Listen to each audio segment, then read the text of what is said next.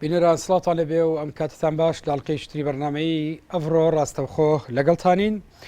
لەگەڵ درێژە چێشانی قەیرانی دارایی و ئابووری تا دێت لێکەوتەکانی زیاتر دەبێت لە سەرگوزەرانی هاوڵاتیان سەرڕای پەیڕەوکردنی پاشەکەوتی ئیجباری و نەدانی موچەی 4 مانگی فەرمانبەران لەلایەکی تر حکوومەتی هەرێمی کوردستان تا بە ئێستا نەیتوانیوە نیو موچەکەش لە کاتی خۆیدا بدات لە بەرامبەر ئەوەدا چەندین هەنگاوندراوە لەلایەن حکوومەتەوە بە ناوی چاکسازی وەک فرۆشتنی کەرتی گشتی و سیاسەتی خەسخەسەوە لالایەکی تریش هەرێم و حکوومەتی فدرالی لەژێر کاریگەری مەرجەکانی سندوقی دراوی نێودەوڵەتی چەندین هەنگاویان ناوە بۆ کەمکردنەوەی خزمەتگوزاریە گشتیەکان و نێشتنی کەرتی گشتی و لەلایەکی تر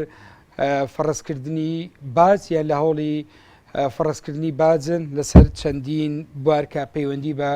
ژانی گشتی و خزمەتگوزاری گشتیەوەیە. گفتوگۆ لەبارەی ئەوە دەکەین کە حکوومەت تا چەند سەرکەوتوو بووە لە هەنگاوەکانی بەناوی چاکسازی بۆچی نەتواندرا نیو موچەش لە کاتی خۆیە بدرێ کە وەگەوەی چەندین جا بەرپرسان ئاماژەیان پێکرد سەرڕای بەرزبوونەوەی نرخی نەوت وەروەها ڕێژەی هەناردەکردنی نەوت لە چیتر. هاوکات گفتوگۆیشی بەشێکی ئەم بەرنامەیە گفتوگۆکانمان تایبەت دەبێت بە مەرجەکانی سندوقی دراوی نێودەوڵەتی مەرجەکانی چین بۆچی بەردەوام ئەم سندوقە لە هەوڵی ئەوەدا حکوومەتەکان یان مەرجەکانی بۆ دەوڵەت و حکوومەتەکان ئەوەیە کە خزمەتگوزاری کەرتی گشتی نهێڵن لێکەوتەکانی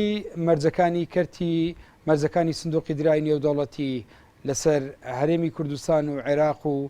ژیانی هەژاران بە شێوەیەکی گشتی و دوزار گفتوگۆی زیاتر لەبارەی قەرز و پاشکۆیی دەکەین وە پرسیاری زیاتر لەبارەی بارودۆخی ئابووری هەرێمی کوردستان و ئەو سراعە داخلێ لایەکترێ ئەمانە بەرنامەی جیاوازیانەیە یان لە چوارچێەوەی یەک سیستەمە ناکۆچیانەیە لەم بارەیەوە بەڕێز پێشڕە و محەممەد و سەر وەرجێر لەگەڵمان دەبێت بۆ تاوتێکردنی ئەم بابەتە کە بەڕێزیان لە سلێمانیەوە لە ستودیەکانمانەوە لەگەڵمانن. کاک پێشڕە و سلااو لەبێ و ئەم کاتت باش یەکەم پرسیار لەوە دەست پێ بکەم ئەم خەیرانەی کە هەرێمی کوردستان و عێراق و عێراقی گرتوتەوە بە تێگەیشتنیەوە ئێوە چۆن سەری ئەم قەیرانە دەکەن ئەمە تەنیا وەکو قەیرانێکی نێوخۆیی دەبیندرێ یان بەشێکە لە قەیرانی سیستەم لە ئاستی نێودەوڵەتیە.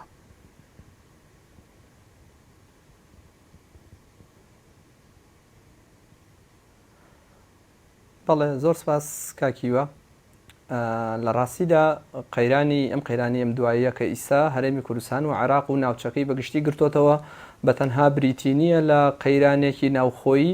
بەڵکو قەیرانێکی جیهانیە قەیرانی جیهانی سەرمایهداریە قەیرانی ئابووری سەرمایهداریە کە دەتوانین ئێمە بڵێن سەرمایهداری هەر لە سەرەتایی بەدەستەوەگرتنی دەسەڵاتی سیاسی و ئابووری لە سەرتاسەری دنیا بەردەوام وەکو شتێکی خولگەیی دەکەوێتە ناو ئەو قەیرانانەوە لەبەرەوە هەر وەکو مارکس وتویەتی سەرمایهداری هەرگیز ناتوانێت بەسەر قەیرانەکانیدا زاڵ ببێ بەڵام دەتوانێت پەردەپۆشی بکە بەڵام ئەمێش لە ڕێگای تێچوونی زیاتری وڵاتانی دیکە و دەستانە بینەقاقای هەژاران و کرێکاران زیاتر لە 1950 قەیران سەر هەڵدەدات 7 ساڵ دەخایەنێ دوایی قەیران دووبارە دەبێتەوە کە ماوەیەک درەوشانەوەی ئابووری سەر دەست پێ دەکات لە 1930 دەست پێ دەکاتەوە جارێکی تر لە 1929 بۆ 1933 دووبارە قەیران سەر هەڵدەداتەوە ئابووری ناسانی بۆرژوازی دەست دەکەن بە زۆرێک لە تەحلیل و پێشنیارەکانیان بۆ چارەسەرکردنی ئەم قەیرانە یەکێکیش لە بەناوبانگترینەوە ئابووری ناسانە کە باسی چارسەری قەیرانی سەرمایهداری دەکات جۆن ماینار کینزە کە پێشنیاری تەداخلی دەوڵەتی دەکات لە دەستێوەردان لە بازاڕە هەم لە ئاستی میلیتاریزم و هەم لە ئاستی نامیلیتاریدا بەڵێ ئێمە لە ئاسە میلیتاریەکەیە بینیمان کە لە ڕێگای جەنگی دووەمی جیهانەوە بەسەر ئەم قەیرانانە دەزاڵ بوون کە بە تێچوونی ملیۆنانی ئینسان بە ژیانی ملیۆنان ئینسان کۆتایی هات لە ئاستی نامیلیتاریشدا دەسەڵاتی دەوڵەتیە لە بوارە مەدەنیەکاندا وەکو پەروەردە و خوێندن و تەندروستی و کۆنتترۆلی بازار بە شێوەیەکی گشتی و بەرزکردنەوەی کرێکار و دابەزاندنی ڕێژەی قازانج ئەم قەیرانەکە دوایی چارەسەر دەبێ و دوو پرۆژەش لە 1944 دوو پرۆژەی گەورە کە بە ناوی سندوقی دراوی نێودەوڵەتی و بانکی جیهانی وەکو پرۆژەی برتن وەدس دێنە ئاراوە بۆ بەرگرتن لە نەک بە تەنها قەیرانی سەرمایه‌داری، چونکە خۆیان دەزانن بە قەیرانی سەرمایه‌داری بە شتێکی خولگەییە و بەردەوام دووبارە دەبێتەوە، بەڵکو زیاتر بۆ بەرگرتنە لەوەی کە پێی دەوترێت کۆمۆنیزم یان ڕەوتەنەیارەکان بەرامبەر بە سیستمی سەرمایه‌داری. دوای چارەسەری ئەم قەیرانە درەوشانەوەی ئابووری دووبارە قەیران سەر هەڵدەداتەوە لە ئاستی جیهانیدا. 1990 قەیران سەر هەڵاتەوە کە یەکێتی سۆڤێت دەڕوخێت، بانگەشەکارانی ئابووری بۆرژوازی و سیاسەتمەدارە بۆرژوازەکان پێیان وا بووە هەتا یەکێتی سۆڤێت بمێنێ سەرمایە ناتوانێت بە شێوەیەکی ئاشتیانە کەڵەکە بکرێ، بەڵام ئیستاکە یەکێتی سۆڤێت ڕووخاوە، ئیتر کۆتایی مێژوو بەدی هاتووە، سەرمایە ئەم جارە توانێت بە شێوەیەکی ئاشتیانە سەرمایەکەی کەڵەکە بکات، ڕۆژێ لە ڕۆژان ئەم ڕۆژە خۆشانە بگەن کە سەرمایە لە بەرژەوەندی هەموو ئینسانیەتدا بە یەکسانی و بە ئاشتی دابەش بکرێتەوە. بڕی نەکردنەوە و نۆ دیسان کەوتنەوە ناو قەیرانەوە. ئەمەش درەوشانەوەیەکی کاتی یان ماسکێکی کاتی بوو بەسەر قەیرانی سەرمایه‌داری داهات، ئەم جارە لە 2007 کەوتنەوە ناو قەیرانەوە. ئەگەر ئێمە لایەزار قەیرانی 2007 تا ئیسەش بەردەوامە، ئیسە من دەمەوێت بێمە سەر ئەم خاڵە، ئەگەر ئێمە سەیری قەیرانکەین چۆن سەر هەڵدەدات بەهۆی دابەزینی ڕێژەی قازانجە، تێکڕای قازانجی سەرمایه‌داریە، نەک زیان بەڵکو دابەزینی ڕێژەی قازانجە. ئەویش کینس کە پێشنیاری بۆ ئەمە کردووە، نەک پێشنیارەکەی نەیتوانیوە سەرکەوتوو بێ، بەڵکو زیاتر قەیرانەکانی قوڵتر کردوتەوە، چونکە ئەگەر ڕێژەی کرێکار بەرز بکرێتەوە، دەستێوەردانی دەوڵەتی لە بازاردا هەبێ، سەرمای دەوڵەتی دروست ببێ، یاخود دەوڵەتی خۆشگوزەران کە خۆیان ناویان ناوە و بە ئەمڕۆ بە ناوی سۆسیال دیموکراسیەوە بانگەشەی بۆ دەکرێت، هێشتا دەبێتە هۆکاری دابەزینی زیاتری ڕێژەی قازانج، کەواتە قەیران کۆتایی پێنایەت، تێزەکەی کینس نەک نابێتە چارەسەری قەیران، بەڵکو هەمیشە دەبێتەوە قوڵکردنەوەی قەیران. بەڵام لە دەی هەفتادا وەکو پێشتر لە دەی پەنجاوە دەستی پێکرد بوو، وەکو چارەسەرێک بۆ قەیرانی سەرمایه‌داری تێز و تیۆری ئابووری نیۆلیبراڵی هاتە ئاراوە کە لەسەر دەستی میلتۆن فریدمەن و قوتابخانەی شیکاگۆ، بەڵام لە پراکتیکدا لەسەر دەستی ڕۆناڵد ڕێیگان لە ئەمریکا و لەسەر دەستی مارگارێت تاچەر لە بریتانیا و هەروەها دینگ شیاوپینگ لە چین کە هاتە ڕاستەخۆ هاتە ناوبازاری جیهانیەوە. لەبەر ئەوە پێشنیاری ئەوان بۆ چارەسەرکردنی قەیران کەمکردنەوەی لانی کەمی کرێ بوو، بەرزکردنەوەی داهاتەکانی حکوومەت بوو، هەروەها ئازادکردنی بازار بوو، چونکە ئەگەر دەوڵەت دەست لەوە بازار وەرنەدات بێکاری کۆتایی پێدێت، هەروەها قەیرانیش کۆتایی پێدێت. بەڵام ئێمە بینیمان ئاماژە بەو دەکەی کە ئەم قەیرانانەی هەیە لە ئەساسە دابەزینی ڕێژەی قازانجە یان بە جۆرێکی تر ئەو زێدەباییەی کە دەچێتە جیلفانی سەرمایه‌داران، بەڵام لە بەرامبەر ئەوەدا باجەکەی ئێمە لە زۆربەی ئەو ڕێکارانەی کە دەبیندرێت لە ئاستی وڵاتان و لەو ناوچەیە دەگیرێتە بەر باجەکەی لە سەرشانی خەڵکی هەژار و پرۆلیتاریا و خەڵکی کەم دەرامەت دەبێ.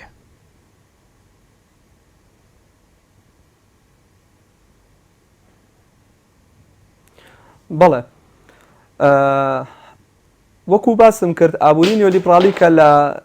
دەیە هەفتاوە دەسەڵاتی سیاسی بەدەستەوە دەگرێ و دەوڵەتان پراکتیزی ئەم ئابووریە دەکەن و بەسەرجیاندا دەیسەپێنن، کۆمەڵێک مەرجی هەیە، مەرجەکانیش ئەوەیە کە کرێی کارلانی کەمی کرێکار بەرز دادەبەزێندرێت، هەروەها باج لەسەر هاوڵاتیان زیاد دەکات، کاتی کار بەرز دەبێتەوە،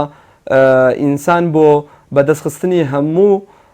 خزمەت گوزاریە کۆمەڵایەتی و گشتەکان کە پێشتر دەوڵەت دابینی دەکرد، ئەم جارە دەبێت کرێ بدات. ئەم جارە نەک ئەم جارە لە ئاستی بڕی کرێدا دەبەزێت کە من ئێستا نمونەیەک بێنمەوە، من ئەگەر $500 لە مانگێکدا وەربگرم ئەم ڕێژەی کرێمدا دەبەزێت، لانی کەمی ئەم ڕێژەمدا دەبەزێت بۆ $300 لەگەڵ لە هەمان کاتدا دەبێت کری تەدروستی بم، کری پەروەردە بم، کری ڕێگاوبان و کارەبا و هاتوچۆ و هەتا دواییش بم، کەواتە نەک یەک جار لانی کەمی کرێکەمدا دەبەزێت، بەڵکو لە بەرامبەرە بەهۆی ئەم باجازیات زۆرانەی کە دێنە سرم 3 بەرابەری لانی کەمی کرێمدا دەبەزێت، کەواتە من ئەگەر لە مانگێکە حسابی کەم ئەگەر لانی کەمی کرێم دابەزی بێ بۆ $300 بەهۆی ئەم باجانەوە لانی کەمی کرێمدا دەبەزێت بۆ $150 تۆ حساب کەم $150 تر بۆ بژێوی ژیان، کە ئەمە بەپێی هەموو ستانداردە جیهانیەکانی ئابووری خوار هێڵی هەژاریەوەیە. بۆچی قەیرانی ئەو قەیرانانەی کە لە ئاسی ناوخۆیی دروستە بێ پەیوەستە بە قەیرانی با بڵێن سیستەمی سەرمایه‌داری و بەتایبەت درێژکراوی ئەو قەیرانەی کە لە 2007 کۆی جەنابەت ئاماژەت پێکرد وڵاتانی سەرمایهداری تووشی بووینە. یعنی مەبەستم لە کاتێکە دەوتری ئەم قەیرانی لە عێراق وەرەمی کوردستانەیە بەهۆی چەند فاکتەرێکی مەسلەی دابەزینی نرخی نەوت و شەڕی داعش و ئەم بابەتانەوەیە کە زۆر جەرباسیەکەن.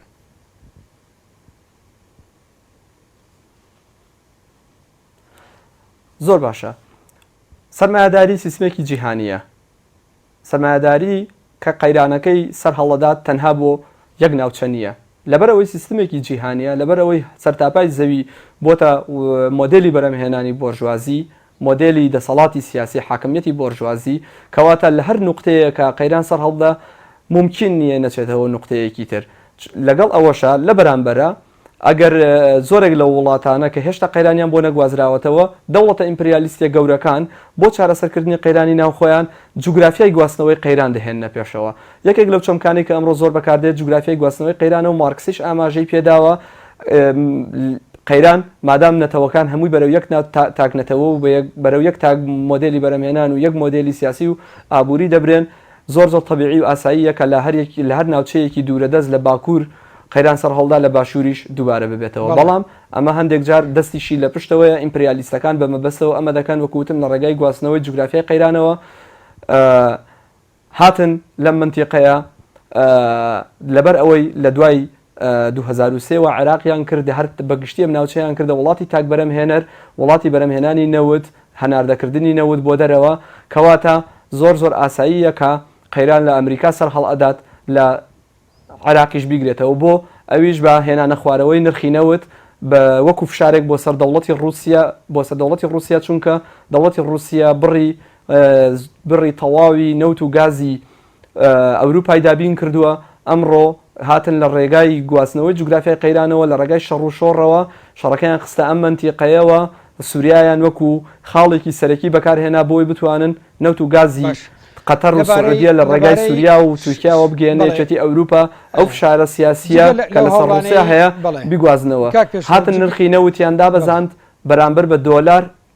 بەڵێ ببوورە ئەگە تێگەیشتنەکە تەواوکە ئێمە خاڵێکی گرینگە بە تایبەتی دابەزینی نرخی نەوت و بەرزبنەوەی با بڵێن نرخی دۆلار لە بەرامبەر دراوی نیشتیمانی.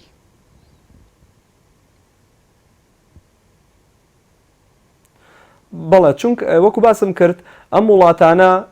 کە کراون بە وڵاتی تاک بەرەمهێنەر یەک بەرهەم دەتوانن بەرەمبێنن بە زۆربەی لە دوای 2023 زۆربەی کارگەکانی عراق داخراون بەرە تێکڕای بەرەمهێنانی ناوخۆی یان بەرهەوە پێی دەوترێت بەرەمهێنانی نیشتیمانی هاتۆتە سەر ئاستی سفر ئەوەی هەیە نەوتە وەکو سامانێکی سروشتی لە وڵاتدا دەنێردرێتە دەرەوە. بەڵام ئەوەی احتیکاریشی کردو مۆنۆپۆلی کردووە کۆمپانیا فرەنەتەوەکانن کۆمپانیا گەورەکانن کە دەتوانن بەرهێنانی نەوت لە وڵاتانەدا بکەن. بۆ گواستنەوەی جوگرافیای قەیران ئێمە مادام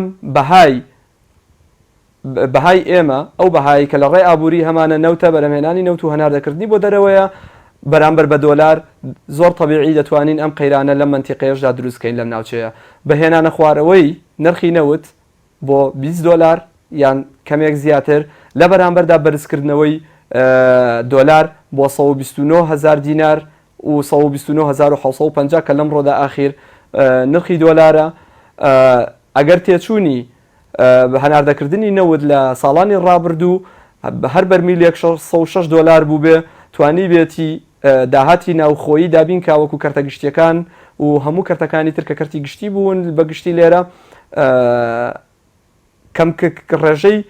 قەیران ڕێژەی قازانجی سەرمایهداری کۆمپانیا سەرمایهداریەکان دابەزیەوە بۆ هۆیەوە ئەم وڵاتانە چۆن بکرێنە ڕوبەڕووی قەیران بکرێنەوە بۆ ئەوەی ڕێژەی قازانج بەرز بکرێتەوە ئەمان مامەڵە بە دۆلارەوە دەکەن چونکە سندوقی دراوی نێودەوڵەتی بەهای دۆلار بەرامبەر بە نەوت بەرز دەکاتەوە. وەکو وتم لە سەرەتا وەکو فشارێک ئاماژە وەکو فشارێک بوو بۆ سەر رووسیا بەڵام ئێستا منتیقەیە گرتەوە کە ڕوبەڕووی قەیران بوونەتەوە و ئامادەکاریەشی گەورەیە بۆ بە خەسخەسەکردن کە ڕەنگە تۆزێکتر باسی کەین بە خەسخەسەکردن و بە پاشکۆییکردنی ئەم وڵاتانە لە سەرەتاوە دەستیان پێکرد کردیان بە تاک بەرەمهێنەر ئێستا بەهاکە یاری بە بەهای نرخی نەوت و دۆلار دەکرێت بۆ ئامادەکاری بۆ قۆناغی داتوو. بەڵێ لەم بەشەی بەرنامەمەوە هەوڵەدەین زیاتر پەیوەندی بکەین بە بارودۆخی نێوخۆیی لە دوای ئەوەی هەرێمی کوردستان زیاتر لە ساڵێکە و بە عێراقیشەوە ڕوبەڕووی قەیرانێکی دارایی ئابووری بۆتەوە. هەندێک جار دەوترێ ئەم قەیرانەی لەم ناوچەیە تەنیا قەیرانێکی داراییە پێ دوایەوەی ئێمە ڕوبەڕووی دەبێنەوە قەیرانێکی داراییە یان قەیرانێکی ئابووریە.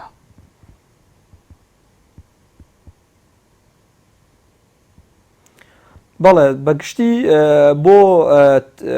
خڵەتاندن و لە خشتەبردننی خەڵک و کرێکاران و خەڵکی هەژار و بەشمەینەت هەمیشە دەوترێ ئەمە قەیرانی داراییە. قەیرانی داراییش بە جۆرێ لە جۆرەکان قەیرانێکی ناوخۆییە بۆ دابڕینێتی لە ئاستە جیهانیەکە، بەڵام بە پێچەوانەوە وەکو لە سەرەتا ئاماژەم پێکرد قەیرانی ئابووری خولگەییە لە ناو سیستمی سەرمایەداریدا، مەرجنیە ساڵی بۆ دیاریکەین، ڕەنگە لە ڕابردوودا ئەگەر 10 ساڵێک بوو بێ ئەمڕۆ 3 ساڵ جارێک ئیش سەرهەڵداتەوە کەمتریش تەنانەدێتە لە یازا لە 2010 تا ئەمڕۆ سەرمایەداری لەم قەیرانە گەورەدایە لەو ئیفلاسە گەورەی کە کۆمپانیەکانیان کردیان کە بانکەکانیان کردیان وەکو وتیشم جوگرافیای قەیگواستنەوەی قەیرانیان هێنا. هەنگاوێکی گرتۆتە بەر کە ناوی لە ناوە هەنگاوی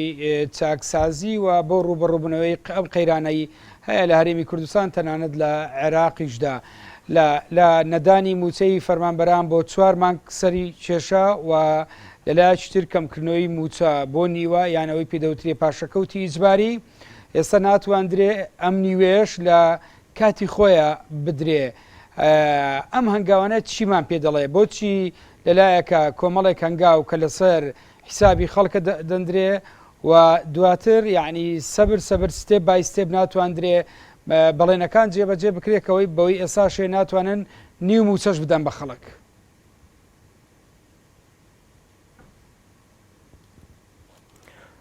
کاکیوە وەکو لە سەرەتا ئاماژەم پێکرد ئەم وڵاتە کە وڵاتی تاکبەرەم هێنەری نەوتە هەموو داهاتەکانی لە ڕێگای داهاتی نەوتەوەیە، ئیساش کە نرخی نەوتدا بەزێنراوە وەکو ئاماژەم پێدا هاتۆتە سەر ئەگەرچی کەمێک بەرزبوونەوەی بەخۆیەوە بینیوە، بەڵام کە تۆ تەنها پەنات بردە بەرنەوت بەرەم هەناردەکردنی نەوت بۆ چارەسەکردنی کێشەکان و دابینکردنی قوتی هاوڵاتیان ئەوە بێگومان کە ئیسانەوت دابزیوە و یاری پێدەکرێت هێزە ئیمپریالیستەکان یاری بە نرخینەوت دەکەن بۆ پاشخۆیکردنی ئەم وڵاتانە. حکومەتی هەرێمی کوردستانی ژیان عێراق بەگشتی هیچ هەوڵێکی لە ڕابردوودا نەبووە بۆ بەرزکردنەوەی تێکڕای بەرەمێنانی ناوخۆی لە 100%ەوە هیچ نەبێ بۆ لە 100 تەنانەت. ئەگەر ڕێژەی بەرەمێنانی ناوخۆییمان تێکڕای بەرەمێنانی نیشتیمانیمان بگەشتایەتە لە 100 ئەمڕۆ هەتا هێزە ئیمپریالیستەکانی ژنیان دەتوانی بۆ ئاسانیە یاری بە چارەنووسی نرخی نەوت بکەن. حکومەتی هەرێمی کوردستان کە ئەمڕۆ ناتوانێت ئەم بڕەپارەیە بۆ فەرمانبەران دابیم کە من وەکو ئامادەکاریەک دەیبینم بۆ پیادەکردنی ئابووری نیۆلیبرالی و بازاری ئازاد لە منتیقەیە و بۆ بە خەسخەسەکردن و بە تایبەتیکردنی هەموو کەرتەگشتیەکان. ئەمە جۆرێکە لە ئامادەکاری، جۆرێکە لەوەی ڕاهێنانی خەڵک لەسەر ئەم بڕەموچەیە، دوجار بارزکردنەوەی باجەکان لەسەری بۆی نەتوانێت بەم بڕەموچەیەش بژی بۆ ئەوەی هێزێکی زەخیرەکراوی بێکاری و تەنانەت هێزی کار لە بازاردا زۆر بکرێ. دوایی کە دەکرێت باسی کەین لە دواترە کە کۆمپانیا تایبەتەکان دێنە ناو ئەم وڵاتانەوە باشترین هێزی کاری هەرزانیان دەست بکەوێ و حکومەتیش بچووک بکرێتەوە بۆ لە 16 یان بۆ لە 115. چونکە ئەگەر ئەمە نەکرێت هێزی کاری هەرزان لە وڵاتانە کەمترە. لە 91 بەدواوە لە هەرێمی کوردستان تا 2023 لە 2023 بەدواوەش لەگەڵ عێراق زیاتر و ئێستا بە بەرنامە باز لە هەڕازکردن و فرۆشتنی کەرتی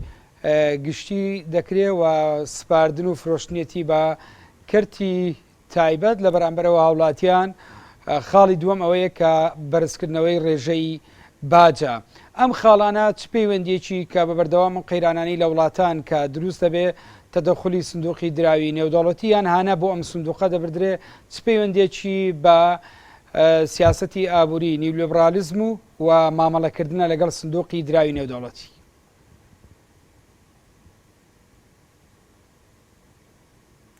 بەڵێ کە لە سەرەتا ئاماژەم پێدا ڕێژەی قازان چدا دەبەزێت سەرمایهداری دەکەوێتە قەیرانەوە، چونکە هەروەک مارکس وتوێتی سەرمایهداری یان سەرمایە هەمیشە مەیلی بەلای دابەزینی ڕێژەی قازانجا هەیە، چونکە ئەمە جەوهری ئەم سیستمەیە بەردەوام ئەم نرخی قازانج ئەم ڕێژەی قازانجە داببەزێ بۆ چارەسەرکردنی یەوان بۆ بەرزکردنەوەی ڕێژەی قازانج. زۆر ئامادەکاری هەن، زۆر تێز و تیۆریش هەن لەوانە کە ئەمڕۆ دەوترێت لانی کەمی کرێدا زیاتر دادەبەزێندرێ، باج لەسەر هاوڵاتیان زیاتر دەکرێت، کەرتە گشتەکان هەڕاج دەکرێن، خەسخەسەیەکی تەواو ڕووەدات و هەروەها بازار ئازاد دەکرێت، کۆمپانیا دەرەکیەکان زیاتر دەهێنرێنە ناوەوە و هەروەها داهاتی حکوومەت بەرز بکرێتەوە باج و خەراج و لەسەر هاوڵاتیان زیاتر بکرێت. بەڵام ئەمە یەکێکە لە هەنگاوەکان بۆ بەرزکردنەوەی ڕێژەی قازانج. هەنگاوێکی دیکەیان ئەوەیەکە لە ڕێگای کردنەوەی فەزاکانی ترەوە دەستێوەردانی ئیمپراتۆریانە لە ڕێگای شەڕ و شۆڕەوە لە ناوچەکانی تر. ئەمەش یەکێکە لە خاڵەکانی دیکە بۆ بەرزکردنەوەی ڕێژەی قازانج. ئێمە دەبینین لە دوای 2009-2010ەوە شەڕێکی گەورە کەوتە ئەم ناوچەیەوە، هێزی کۆنەپارێز دروستکران، هەروەها ئەم وڵاتانە ڕوبەڕووی کاولکاریەکی تەواوکرانەوە لە بەرامبەردا ناتۆ ڕاستەوخۆ، هەروەها سندوقی دراوی نێودەوڵەتیش ڕاستەوخۆ یەکێک لە مەرجەکانی ئەوەیە ئەم وڵاتانە کە پێویستە قەرزیان پێ بدرێن لە ڕێگای بانکی جیهانیەوە ئاوەدانیان بۆ ببرێ پێویستە چەک بکڕن. بەڵام ئەگەر شەڕ هەڵنەگیرسێ بۆی ئەوەی ڕێژەی قازانج بەرز بکرێتەوە چۆن ئەم چەکانە ساغ بکرێنەوە. یەکێکە لە مەرجە هەرە سەرەکیەکانی سندوقی دراوی نێودەوڵەتی فرۆشتنی چەک بە وڵاتانە. ئێمە ئەمەمان بینی لەم ناوچەیە، ئەم شەڕەمان بینی لە یازالی سەرش بەردەوامە. کەواتە ئەوەی دەوترێت کە دەستێوەردانی ئیمپراتۆریانە هەڵگیرسانی شەڕی ئیمپریالیستەکان لەم ناوچەیە بۆ چییە؟ یەک کاولکاری لەم وڵاتانە، ساغکردنەوەی چەکەکانیان، هەروەها بردننی سامانی سروشتی ئەم وڵاتانە بە تاڵانی، و هەروەها دوای ئەوە کە ئەم وڵاتانە بەرەو کاولکاری بران لەسەر ڕێبازی یان مۆدلی بەرەمێنانی نیۆلیبرالی دابمەزرێنەوە کە ئەویش بریتە لە ئابووری بازاری ئازاد و بە تایبەتیکردن و فرۆشتنی هەموو کەرتە گشتیەکان بە کۆمپانیا دەرەکیەکان و هەڕاجکردنیان و مڵکە گشتیەکان، چونکە سەر ڕێکخراوی بازرگانی ئازادی جیهانی کە عراقیش ئەندامە لەم ڕێکخراوەدا و هەروە هەموو وڵاتان ئەندامن لەم ڕێکخراوەدا، یەکێک لە مەرجە هەرە سەرکیەکانی ئەوەیە سەرمایە گوزاری دەرەکی لەم وڵاتانە ئازاد بێت، هەروەها هیاوردەی کاڵا بۆ ئەم وڵاتانە ڕێژەی باجی لە 500 زیاتر تێنەپەڕێ. بەڵام ئێمە دەزانین لە بریتانیا و ئەمریکا بەتایبەت ئەم دوو وڵاتە و حتا کۆریای باشووریش کامڵ ئابووریان لە ڕابردوودا گەشەی کردووە و هەڵکشاوە بۆ سەرەوە، ئەمان ڕێژەی باجیان بۆ هاوردەی کاڵا لە سایە 16 تا 26 بووە. جگە لە مامەڵەکردن لەگەڵ ڕێکخراوی بازرگانی جیهانی چونکە وڵاتانە تایبەرەمهێنەری ناچارن لە دەرەوە کاڵا بکڕن. بەڵێ جگە لە مامەڵەکردن یەکێشتر لەو با بڵێن مامەڵەیە و هەروەها ڕاوێژکردن و گرێبەستکردنە لەگەڵ سندوقی دراوی نێودەوڵەتی و ئێستا لە ماوەی چەند ڕۆژی ڕابردوو وەفدێکی عێراق لەگەڵ بەرپرسانی ئەم سندوقە لە کۆبنەوەدا باز لەوە دەکا کە عێراق چۆن هەمانجی بکەوە، چۆن قەرز بدا بە عێراق هاوکات و بەجۆی لە زۆرەکان دانەوێت دەواازەیەکیش بدۆزنەوە ئەم قەرزە بێ بۆ هەرێمی کوردستان. دەمەوێت لەسەر با بڵێن لێکەوتەکانی قەرز لەسەر هەرێمی کوردستان و عێراق بە تایبەتی و مەرجەکانی سندوقی دراوی نێودەوڵەتی، بەڵام پێشەوە هەمیشە پارتە چەپ و کۆمەنیستەکان یان نووسرە چەپەکانی هاوشێوەی جەنابێت دژایەتی یان بە بەردەوام باز خەڵک بە ئاگادێن لەبارەی مەترسی سندوقی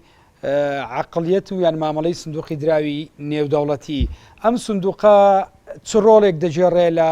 لە چوارچێوەی سیستەمی سەرمایه‌داری لە ئێستادا؟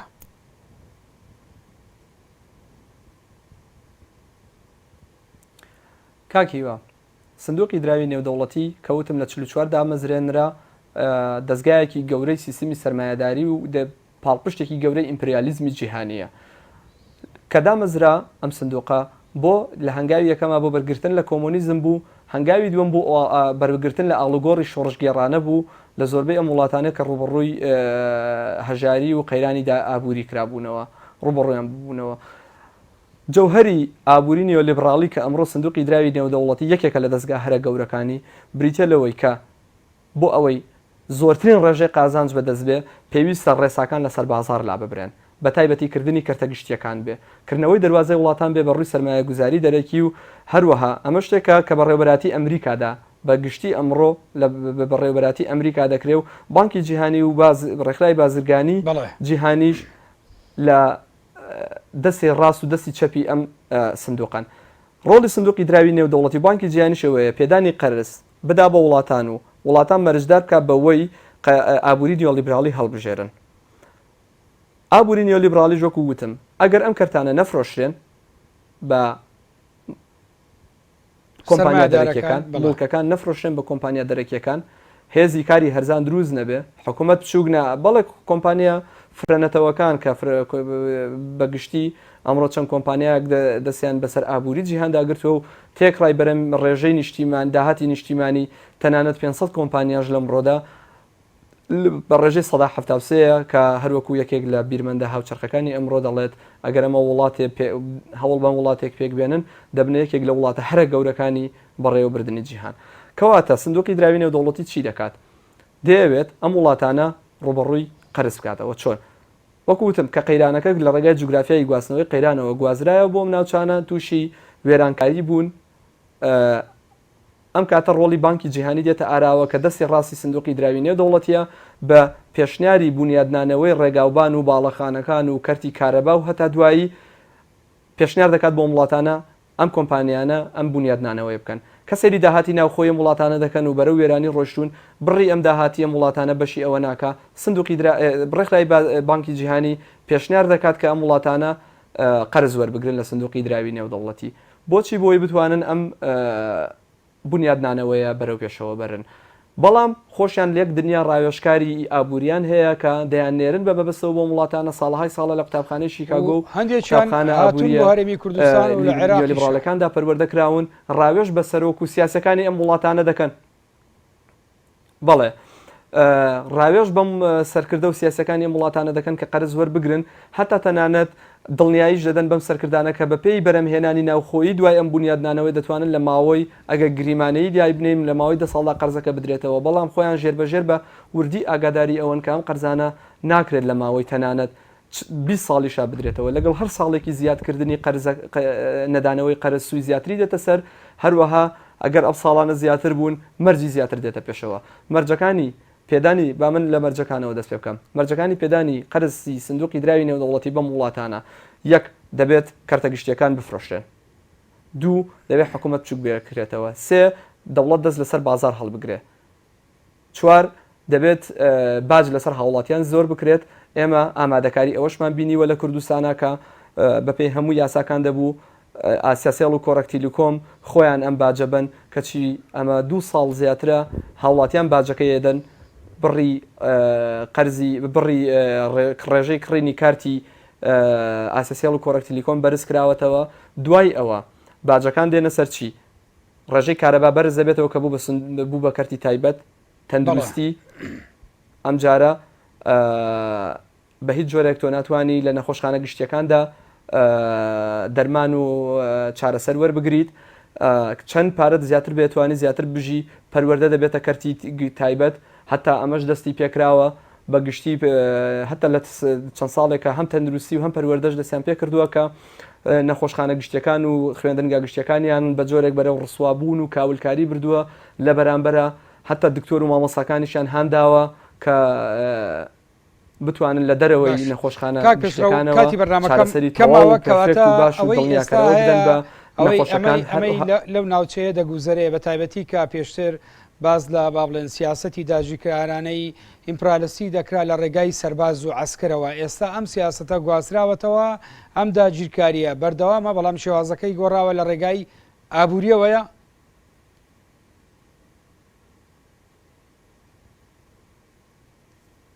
بەڵێ کاکیوە لە ڕابردوودا داگیرکاری لە ئەدەبیاتی سیاسیدا پێی دەوترێت کۆڵۆنیالیزم بەڵێ کە ئەمە شکستی هێنا هێزە ڕزگاری خوازەکان هێزە ڕزگاری خوازەنەتەوەیەکان و ناسیۆنالیستە پێشکەوت و خوازەکان دەستیان کرد بە ڕاپەڕین و شۆڕش دژی کۆڵۆنیالیستەکان چونکە ئەم ناوچانە سامانی گەورەی سروشتی و زێڕ و تەنانەت دنیای کانزای دیکەیان تێدا بوو خۆ هەروەها ئەم دەوڵەتە ئیمپریالیستیانە بۆ ئاسانیە دەستبەرداری ئەم هەموو سامانە گەورەی ئەم وڵاتانە نابن لە بەرامبەردا ئەمڕۆ مەسەلەی ئیمپریالیزم چیتر بریتی نییە لە داگیرکاری لە ڕێگای سەرباز و میلیتاریەوە بەڵکو داگیرکاریە لە ڕێگای کەرتی ئابووریەوە پێشڕە ئەمجا ئەم وەکو لە سەرتا ئاماژەم پێدا ئەم وڵاتانیان کردە تاک بەرەمهێنەرینەوە پرسیارێک دەکەم لەبارەی باردۆخی ناوخۆی هەرێمی کوردستان ئێستا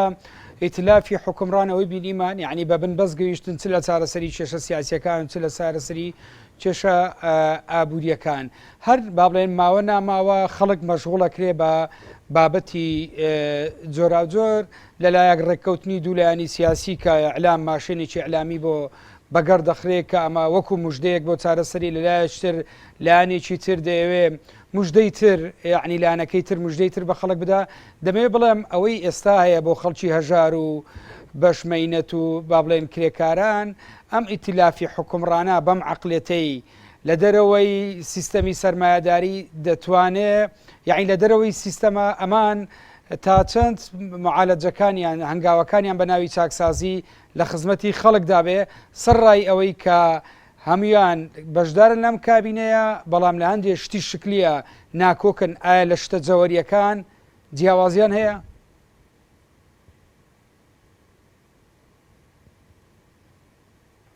کاکیوە بۆرژوازی لەسەر تاسەری دنیا ئۆپۆزیسیۆنی هەیە ئۆپۆزیسیۆنی خۆیان هەیە لەناو خۆیاندا ئۆپۆزیسیۆنی یەکترن ئەوەی بۆرژوازی لەسەر ئەساسی ناکۆکیەکانیان کەسەر هەڵەدا لەسەر ئەساسی بەڕێوە بردنە ئەمان تا چەند توانن ئەم اقتصادە بەڕێوە بەرن کە لە ناوخۆدا هەیە یان لە دەرەوەدا هەیە یان هەروەها تا چەند توانن حکومڕانی بکەن یان تا چەند دەتوانن زۆرترین ڕێژەی ناڕزایەتی بەرەو خۆیان ڕاکێشن یان هەروەها زۆرترین ناڕزایەتەکان کەم بکەنەوە ئەوەی بۆرژوازی لەسەر ئاسی دنیادا ناکۆکی لەسەری نییە چارەسەرکردنی ژیانی هاوڵاتیان و کرێکاران و هەژارانە بۆرژوازی لە سەرەتای دامەزراندنیەوە تا ئەمڕۆ بە هیچ جۆرێک کۆگ نەبووە لەسەر ئەوەی کە ژیانی کرێکاران و لانی کەمی کرێکاران و ژیانی هاوڵاتیان باشتر بکرێ هەندێک جار بەهۆی مەترسیانەوە لە خەڵک هەندێک چاکسازی بچووکیان کردووە بەڵام هێشتا ئەمە نەبووتە چارەسەری قەیران دووبارە قەیران زۆر بە کورتی پێم بڵێ لە ماوەی ڕابردوو چەندین لە ماوەی ڕابردوو سەرقاڵانە ئەگەر بڵێن دەمێت لە کورسانە بەڵێ ببوورە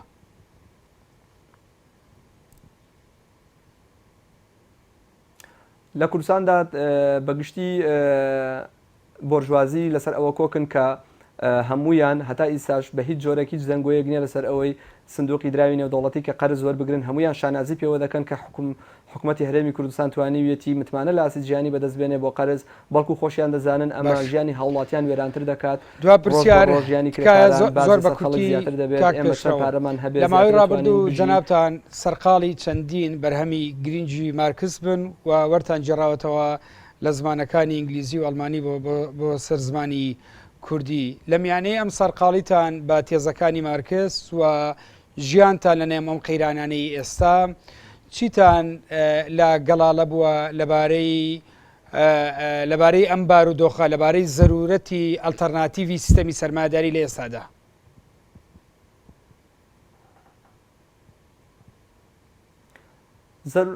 یەکەم شت زەرورەتی هەڵگەڕانەوەی سیستەمی سەرمایهداری لە ڕێگای شۆڕشەوەیە ئاڵوگۆڕی شۆڕژگەڕانە ڕوونەدات سەرمایهداری بە هیچ جۆرێک چارەسەری قەیرانەکانی خۆی ناتوانێت بکات مارکس هەرزوو وتویەتی کە سەرمایهداری هەرگیز ناتوانێت بەسەر قەیرانەکانیدا زاڵ ببێت بوژانەوەیەک سەر هەڵەدات بەڵام دووبارە دەست پێ دەکاتەوە ئەوەی باجەکەشی یەدات خەڵکی هاوڵاتیانی بەژمەینەت و هەژار و کرێکارانن کەواتە بۆ چارەسەرکردنی ئەم قەیرانە بە هیچ جۆرێک لە ڕێگای ڕیفۆرمەکانەوە ناکرێت لە ڕێگای بۆرژوازی خۆی نایەوێ بیکات بۆرژوازی دەیکات لە ئاسی سیاسیە بە یەکەوە ڕێک دەکەون بەڵام لە ئاستی ئابوووریە لە ڕوانگەی اقتصادیەوە بە هیچ جۆرێک خواستە کۆمەڵایەتەکانی خەڵک بەدینایەنن زیاتر ژیانی کرێکاران وێران دەکەن ئیستاش کە کوردستان لەبەر عێراق و کوردستان لە بەردەمی بە نیۆلیبرالیکردنی ئابووری ئەم وڵاتەدایە وەرگرتنی قەرزەکردنی بە پاشکۆیە فرۆشتنی مڵکە گشتیەکانە بە وڵاتانی دیکە لە بەرامبەردا وەرگرتنی گەرنتی مانەوەی سیاسی خۆیانە لە وڵاتانەدا ئەمە زیاتر نوشوسی و هەژاری و دەربەدەری و وێرانی بۆ کرێکاران و هەژاران دەهێنێت فەرمانبەرانی ئەم وڵاتە لە بەردەم مەترسیەکی زۆر گەورەدان هەمویان بەردەبنەوە ناو زۆر سپاس بۆ ماوەی لەگەڵمان بووی ماندوومان کردی سپاس بۆ زانیارەکانت بینەران هاتمە کۆتاییان بە مڵقەی بەرنامەی ئەڤڕۆ کە تێیدا گفتوگۆمان لەبارەی بەردەوامی قەیرانی دارایی و ئابووری لە هەرێمی کوردستان و عێراق کردووە گفتوگۆشمان لەبارەی مەترسیەکانی جێبەجێکردنی مەرجەکانی سندوقی دراوی نێودەوڵەتی کرد تاڵقێکی تری بەرنامەی ئەڤڕۆ لە بەیانی پێتان دەگەینەوە کاتەکی ئارام بۆ هەموو لایەک سوپاس باوەڕانم لە ستودیەکانی هەولێر و سلێمانی.